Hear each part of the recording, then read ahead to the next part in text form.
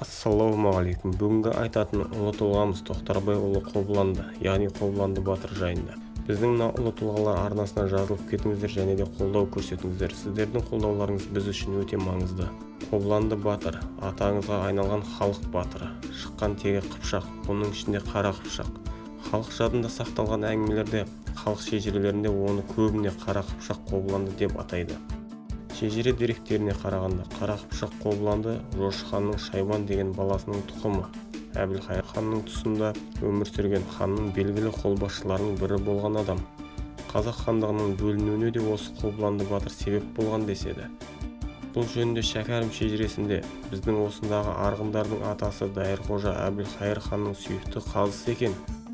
Билікті әділ айтқандықтан Ақжол би атаныпты. Және Қара Қыпшақ Қобыланды да ханның сүйікті адамы болған. Екеуі іштей жауласып жүргенде бір күні Қобыланды Дайырқожаны далада өлтіріп кетеді. Мұны Әз Жәнібек хан біліп, Қобыландыны шариғат бойынша қысас қылып өлтіруге сұрапты. Әбілқайыр берейін десе, көп қыпшақ бұзылатын болған соң бере алмаймын.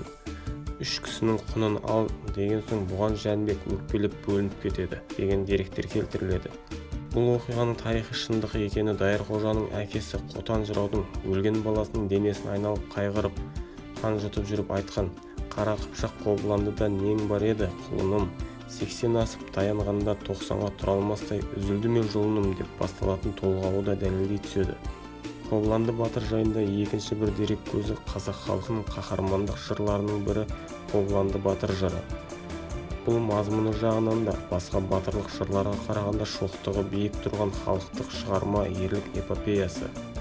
Бұл жырдың оқиғаларына қарағанда Қобыландының ерлік жолы қазақ елінің сол кездегі сыртқы жауы Қызылбастар, яғни парсылар мен олардың шапқыншылық жасаған ханы Қазанға қарсы күресінен басталады. Оның бұдан кейінгі шайқасынан батырларының атына қарап, олардың атақты Едіге батырдың тұқымдары екенін аңғаруға болады. Қобыланды батырдың Орақ батырмен дос болып, Алшағырмен жауығуы, қазақ хандығының өзара іште екіге бөлінген Ноғай ордасының бірін қолдап, екіншісімен соғысып жатқан тарихи кезеңін алға тартады. Мұның бәрі Қара Қыпшақ Қобыланды батырдың аңыздық негізінде қиялдан туған кейіпкер емес, өмірде болған ерлік істерімен еліне танылып, құрметіне бөленген хас батырларының бірі болғанын дәлелдейді, және де қазақ халқының қалыптасуына үлкен үлесін қосты. Міне осы Қобыланды батырдың ерліктері жайында біздің мультипликаторлар және де ертегі жазушылар осы батырға арнап бір мультфильмдерді сапалы түрде түсірсе, осы келешек ұрпаққа дәріптесе деген ойымыз бар.